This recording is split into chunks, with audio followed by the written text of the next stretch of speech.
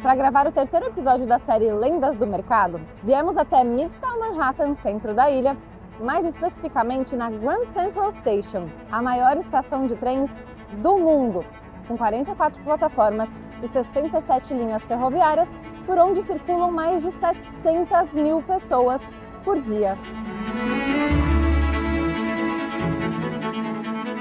Inaugurada em 1913, ela foi construída pelos Vanderbilt, família que durante o século XIX foi considerada a mais rica dos Estados Unidos, tendo erguido o seu império no ramo de transportes marítimos e ferroviários. Voltando à estação Grand Central, sua arquitetura e decoração impressionam, como é o caso do teto fabuloso que representa o céu do mar Mediterrâneo, com 2.500 estrelas vistas pela perspectiva de Deus, com as constelações do zodíaco representadas de forma espelhada, como se fossem observadas de fora do planeta.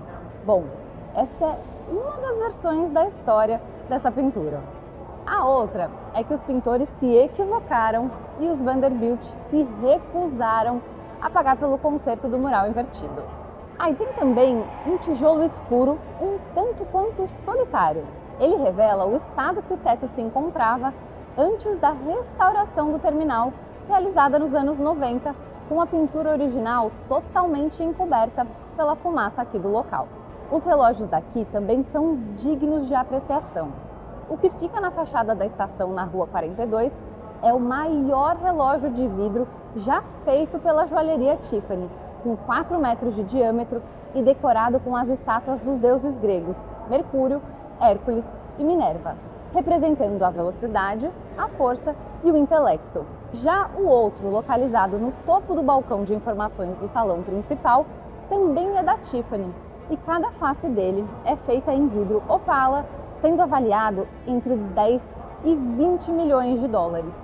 E no topo do relógio podemos ver uma noz, outra referência à família Vanderbilt, que tinha como lema o ditado: carvalhos poderosos crescem de pequenas nozes.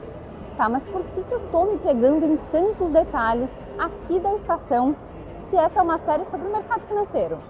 É porque nesse episódio vamos falar sobre a importância de alguns magnatas para a história e para a economia dos Estados Unidos. Empresários que não só construíram fortunas pessoais, mas também moldaram os séculos XIX e XX, como é o caso de John Pierpont Morgan, fundador do banco JP Morgan, instituição que é considerada uma verdadeira lenda do mercado. Eu sou a Juliana Benvenuto, coordenadora de treinamento e conteúdo da Avenue, e eu estou te levando para conhecer as sedes das principais gestoras internacionais aqui em Nova York.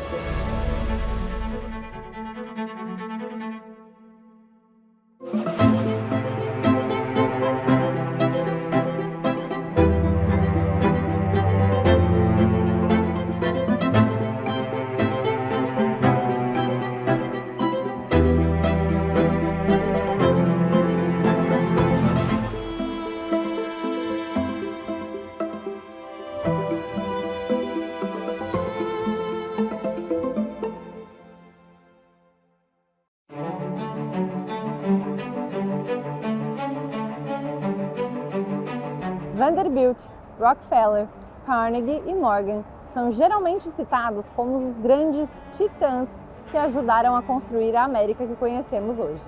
E é praticamente impossível andar por Manhattan sem se deparar com algum legado deles. Por exemplo, eu acabei de sair da estação Grand Central, construída pelos Vanderbilt, e vim andando pela Vanderbilt Avenue até chegar ao destino principal desse episódio, que é a sede do banco JP Morgan.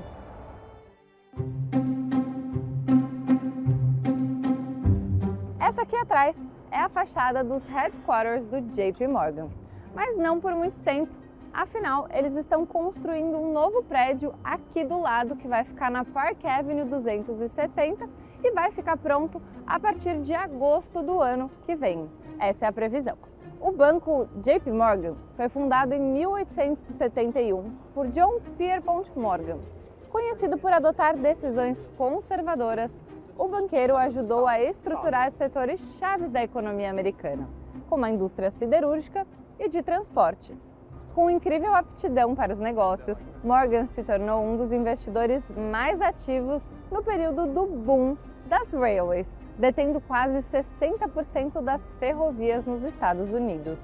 Um caso interessante que costumam contar a seu respeito para exemplificar o seu tino para negócios de quando ele, às vésperas da Guerra Civil, comprou do exército americano um grande volume de rifles sucateados em péssimas condições por $3,50 cada.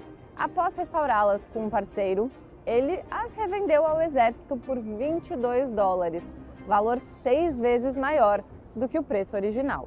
Em outra frente de investimentos, junto a Andrew Carnegie, o magnata do aço, o empresário deu origem à gigante United States Steel Corporation, a US Steel, primeira companhia bilionária do mundo. Morgan também financiou vários experimentos do seu amigo, cientista e inventor Thomas Edison, criador da lâmpada elétrica incandescente em 1879. O banqueiro, inclusive, foi responsável por conduzir, em 1892, a fusão entre a Edison General Electric de Thomas Edison e a Thomson Houston Electric, resultando na atual General Electric, a GE. Vou aproveitar o gancho para contar outras 3 curiosidades históricas. Dizem que o primeiro imóvel privado a ser iluminado por Thomas Edison com lâmpadas elétricas nos Estados Unidos pertencia a John Pierpont Morgan. Já a primeira rua no mundo a receber a iluminação elétrica foi a Pearl Street, localizada no Financial District, que é a região de Wall Street. E por fim, quando o índice Dow Jones foi lançado em 1896, a General Electric foi uma das primeiras empresas listadas, sendo monitorada pelo indicador por quase 110 anos até 2017, quando foi substituída pelos papéis da rede de farmácias Walgreens. Bom, acho que deu para entender a importância do banqueiro para a economia americana, não é mesmo? O banco hoje em dia são 340 mil funcionários, 4 linhas de negócios, tá? Então eu vou falar um pouquinho sobre as 4 linhas de negócio. Primeira é o banco de varejo, tá? O banco de varejo tem presença nos Estados Unidos inteiro, mas é só nos Estados Unidos. Então se você anda aqui em Nova York, se você consegue olhar pelas cidades americanas, você vê as agências em quase todas as esquinas do Chase. Essa é a parte grande, é uma das partes grandes do banco. A segunda parte é o banco comercial, o que trabalha com empresas. Terceira parte, o banco de investimento. E a quarta parte é o Asset and Wealth Management, ou seja, isso aqui é dividido, esse quarto pilar no qual nós estamos, que é o Asset Management, e o Private Bank. O Private Bank é o maior private do mundo hoje em dia. Mais de 50% das famílias americanas de alta renda, das maiores fortunas americanas, têm dinheiro com a gente. A gente tem o Private Bank tanto nos Estados Unidos quanto o Private Bank internacional, com uma presença muito grande, é o maior private internacional da América Latina, mas na Ásia e na Europa também com presença significativa, tá? Então, divide assim. A última parte é o Asset Management, da qual eu represento. O Asset Management, hoje em dia, tem cerca de 3,5 trilhões de dólares, tá, em administração, 3,5 tri. É um dos maiores assets do mundo, basicamente é um dos maiores assets do mundo. Presença nas Américas, em Europa e Middle East, tá, e Ásia. Eu acho que o JP, até por ter essa marca tão grande, essa importância de confiança dos clientes confiarem tanto, nos momentos de crise, eles são de uma certa maneira positivos para a gente. Eu vou te explicar. Crises fazem parte de mercado, nenhum mercado cresce para sempre ou nenhum mercado cai para sempre. A gente, de tempos em tempos, passa por crise. Mas quando você passa por momentos de crise, o dinheiro busca segurança. O investidor, o aplicador, ele acaba buscando instituições que remetem à segurança. E aí que está o benefício de trabalhar aqui da marca JP Morgan. O JP Morgan ele acaba atraindo recursos. Então, tradicionalmente, em momentos de crise, os recursos acabam vindo muito mais para o JP Morgan e pós-crise, logo nos momentos após a crise, o nosso market share, o nosso tamanho cresce em comparação à concorrência. Então isso é muito importante. Crises vão acontecer, a gente tem que estar super claro. Quando você está numa instituição menor, você corre um sério risco dessa instituição desaparecer, como aconteceram diversas vezes no passado. O Brasil é o maior mercado na América Latina, se a gente pensar como tamanho de mercado, é uma indústria de asset muito grande, tem 1,5 trilhões de dólares em ativos na indústria brasileira, mas o brasileiro, diferente dos outros países de América Latina, investe muito pouco. O Brasil cresceu muito na indústria de fundos aqui, mas ele ainda tem uma cultura muito pequena em relação ao potencial do Brasil, muito pequeno em relação aos outros países. A gente já faz isso há muitos anos no Chile, na Colômbia, no México, e lá, muitas vezes 20, 30, 40, 50% dos ativos da população já estão investidos em ativos internacionais. No Brasil, apenas 1%. Por quê? Porque duas coisas. Uma é a taxa de juros no Brasil é muito alta, e a segunda, porque antes você não tinha acesso. Eu acho que é aí que a Avenue entra, que tem um papel fundamental. Ela faz com que o investidor brasileiro ele possa tirar os recursos através do celular, tocar na sua tela, ele veja o que tem de melhor no mundo. Então, acho que isso que é super importante. É a principal mensagem. Se a gente pensar hoje no que a gente consome, né, nos produtos que a gente consome, são produtos internacionais. A gente não fica somente no Brasil. O Brasil representa aquele negócio, a mensagem que eu sempre falo, e acho que é muito importante, o Brasil representa uma porção ínfima da economia mundial, da capacidade de geração de riqueza mundial, né? O PIB mundial, o Brasil é menos de 1% hoje em dia, se a gente pensar. O mercado de ações também é menos de 1%. Então, ao poder acessar o mercado internacional, você está diversificando seus recursos e buscando novas oportunidades de retorno. Não somente proteção, mas retorno muito maior. É mais seguro e você vai ter retornos melhores. Lembra daquela primeira lição de investimento? Não botar todos os ovos na mesma cesta. O que o investidor médio brasileiro faz? Ele coloca 99% dos recursos em ativos brasileiros, na grande maioria em dívida brasileira. O Brasil tem grandes oportunidades de investimento, mas ele só representa 1% das oportunidades no mundo. Será que não vale a pena todo investidor, eu tenho certeza absoluta, todo investidor deveria ter 20%, 30%, 40%, a depender do tamanho do investidor, mas todo mundo deveria pensar, quem tem um horizonte aí há mais de um ano, deveria pensar em ter uma participação relevante das suas reservas, dos seus investimentos em ativos internacionais. O JP Morgan conta com inúmeras marcas dentro do seu ecossistema para diferentes tipos de serviços, produtos e assessorias oferecidas, como o JP Morgan Asset Management. A gestora oferece um portfólio variado que contempla títulos de renda fixa, ações, fundos, ETFs e investimentos alternativos. Todo investidor, eu diria no mundo todo, tem um certo viés doméstico. É normal, porém, o viés doméstico do brasileiro é fora do gráfico. Exemplo, nós vemos que, depende da pesquisa, mas que o brasileiro tende a ter 98%, 99% da sua carteira em ativos brasileiros, no mercado brasileiro. O americano, que lembra, maior economia do mundo, maior mercado do mundo, o seu viés doméstico é ter 75% da sua carteira no seu país. Então, não é retirar os ativos brasileiros da carteira, mas é moderar esse viés doméstico, essa extrema concentração na nossa economia, nos nossos mercados, que para mim realmente não faz muito sentido. O Brasil antes representava 3% da economia, 2% do mercado de renda fixa, 1% do mercado acionário, 3, 2, 1. Hoje em dia é mais 2, 1, 1. 2% da economia global e 1% dos mercados de renda fixa e acionário. Então, só isso já me diz que, poxa, tem um monte de oportunidade fora das nossas fronteiras, incluindo os grandes temas de inovação, de criação de riqueza das últimas décadas e das futuras décadas. Tecnologia, saúde, temos muita pouca exposição nos nossos mercados a esse tipo de setor, que é realmente super interessante. E por fim, tem o benefício da diversificação para uma alocação, ter uma moeda forte, não ter só exposição ao real e acontecimentos no Brasil, e ter ativos lá fora, que se comportam de uma maneira totalmente diferente, que não é sobre algum pacote fiscal no Congresso brasileiro, é totalmente um ritmo diferente.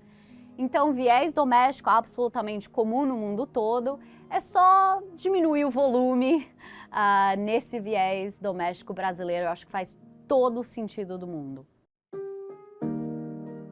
Diversification is essential for investors because it helps limit your risks to a particular country, asset class, or company.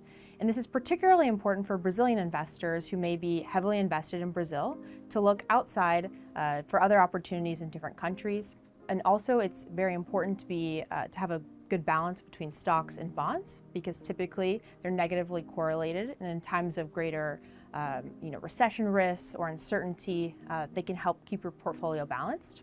And lastly, a lot of investors are looking to alternatives for diversification, particularly infrastructure, hedge funds that can help protect against inflation and are uncorrelated to public markets. Duas razões importantes para o investidor brasileiro ter diversificação.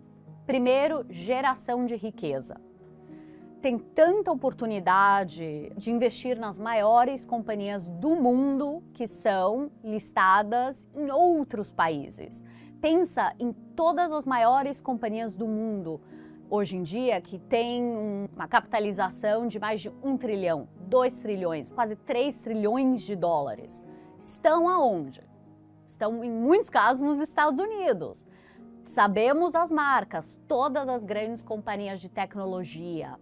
Até em outros mercados, pensa em grandes companhias de luxo listadas na Europa ou outras companhias tecnológicas listadas na Ásia. Então, poxa, por que a gente não vai participar dessa geração de riqueza investindo em ativos, em companhias, em outros mercados? A segunda maior razão de diversificação é gerar o risco de uma carteira. Ter ativos, ter exposição a regiões que se comportam de uma maneira muito diferente dos nossos ativos brasileiros, que tem a ver com outros temas, outros acontecimentos e com isso seguem o seu próprio ritmo diferente do nosso samba diário no Brasil. Então ter uma certa diversificação ao risco país é uma outra super importante razão para ter uma diversificação boa. So investing in emerging markets can be a bumpy ride. It's typically a more volatile asset class, but there's a lot of interesting trends that are attractive for long-term investors. So within emerging markets, there's a lot of interesting opportunities for long-term investors, despite emerging markets typically being a more volatile part of equity markets. For example, in Asia, there's a lot of interesting trends related to technology. A lot of semiconductor production, manufacturing takes place in countries like South Korea, Taiwan, China. For example, the MSCI Taiwan Index has over 75% exposure to information technology stocks, given it's a huge manufacturing hub for semiconductors and also is home to the largest semiconductor manufacturing firm in the world. So this has been a really powerful trend over the past few years since the pandemic, and investors have been rewarded for investing there. Also, in India, consumer discretionary has been a really high-performing asset class, given millions of people are moving into the middle class in India every year. And lastly, in Latin America, a very big theme has been nearshoring or friendshoring. That's moving manufacturing out of China and into other countries that are closer to the US or have more friendly relations with the US. And a lot of countries have benefited from this, despite some policy uncertainty coming out of the US that could disrupt this trend. A inteligência artificial realmente é o tema do próximo século aqui. Realmente uma das inovações tecnológicas mais importantes desde a criação da internet na nossa avaliação. E tem tantos impactos. O primeiro que já estamos sentindo é no investimento. As companhias relacionadas ao tema de inteligência artificial são as que mais tiveram retornos nos mercados globais em 2023, 2024 e esse ano também. Então, todo o investimento na infraestrutura física e digital para apoiar esses modelos de inteligência artificial já estão gerando um impacto positivo em ações de companhias relacionadas a esse tema. Mas não vão ser as mesmas ganhadoras. Então, como impacto do nosso trabalho hoje em dia é pensar na próxima evolução do tema, que não é só construir infraestrutura, mas é vender produtos para o consumidor final e então monetizar, ou seja, ganhar dinheiro com esse tema de inteligência artificial. Então, um tema super relevante já para o investimento e um que vai continuar a mudar ao longo do tempo. O segundo maior impacto é a gente pensar na nossa economia real, como que a utilização de inteligência artificial e também, em geral, processos mais automáticos em geral, podem melhorar a produtividade dos trabalhadores no mundo todo e, com isso, gerar um crescimento econômico real mais forte e não inflacionário. Ainda estamos no começo desse tema, mas é um importante para a próxima década. Número 1, esquecer o nosso objetivo. Porque normalmente um investimento em ações, até em renda fixa, é um investimento e um certo horizonte de investimento longo. 3 anos, 5 anos, 10 anos, 15 anos. Então, um erro muito comum é pensar nesse investimento mais, assim, de curto prazo. Poxa, o que o mercado está fazendo essa semana, esse dia, esse mês, até esse ano? Se o horizonte de investimento é de longo prazo, na verdade não importa. Então, esse curto prazista, assim, é um erro comum de muitos investidores. O segundo, um erro muito comum também, é de pensar que o que acabou de acontecer vai acontecer para sempre. O que a gente quer dizer? Pega o nome de alguma companhia, foi super bem ano passado, vai ir bem para sempre. Calma, não é assim. O mercado ele antecipa muitos acontecimentos, incorpora nas expectativas e as tendências mudam. Então, é imaginar e investir pensando no que vai acontecer no futuro, que às vezes, em muitos casos, é diferente do que acabou de acontecer semana passada, mês passado. E número 3, eu diria que o erro muito comum dos investidores é de pensar que tem uma segurança e investir no que conhecemos, perto de casa, o nosso país, as companhias que conhecemos. Deve ser mais seguro, né? Poxa, a gente vê no nosso dia a dia. Mas isso acaba gerando riscos que a gente não sente no dia a dia, mas a carteira acaba sentindo no longo prazo, que é que a gente se expõe muito a um risco de um país, uma região, uma indústria e acabamos sofrendo com não ter essa diversificação global, setorial e de classe de ativo. So Brazilians have long invested in their own country. Brazilian equities, like local fixed income, have done very, very well. But you always have to think about currency impacts when investing.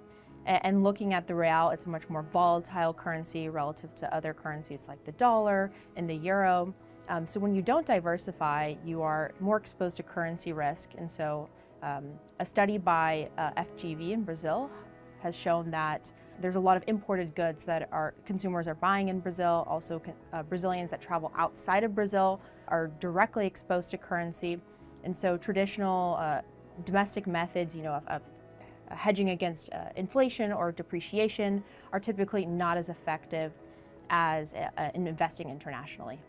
So looking at the entire fixed income and equity universe, you see that Brazil makes up a really small portion of that. And so when you're just investing in Brazil, you're not gaining exposure to a lot of global themes and trends that are propelling markets around the world. So I encourage investors to look outside Brazil for investing both on fixed income and equities. Every day I wake up, Juliana, and I try to beat that 60% equity, 40% bond portfolio. And our view is that the 60-40 portfolio is going to produce about a 6.5% return annualized over the next decade. And that's just kind of the index return.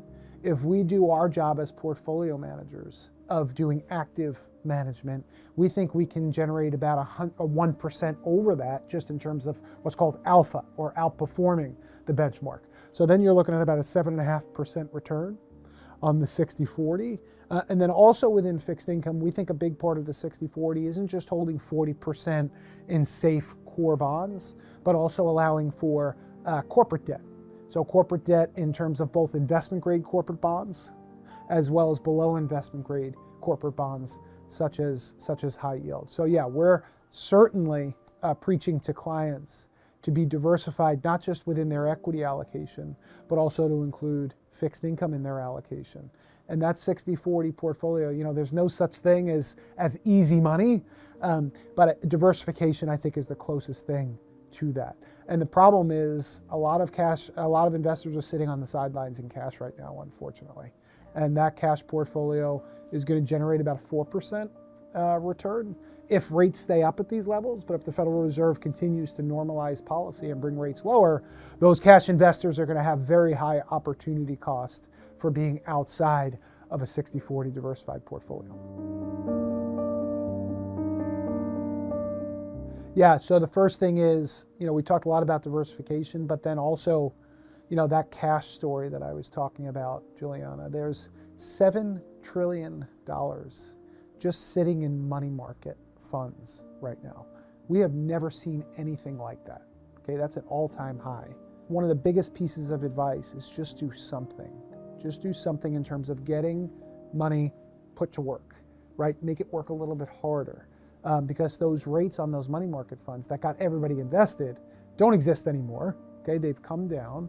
So I would say do something, and it doesn't have to be, let's go jump into the equity market, right? I think the balanced portfolio works for a reason. It works because you're betting on relationships. You're betting on relationships between stocks and bonds. So those things, if those things hold and become more traditional, like we're seeing this year, I think a balanced portfolio for folks that are waiting, sitting on the sidelines, just create an evergreen opportunity. It's not like you're picking a stock or you're picking a bond. You're just picking and betting on the relationship between the two. So the advice I would say is do something, and balanced funds are a great way to kind of generate wealth over time. They're never going to be the best performing asset class, but they're never going to be the worst performing asset class. They just get you in the game.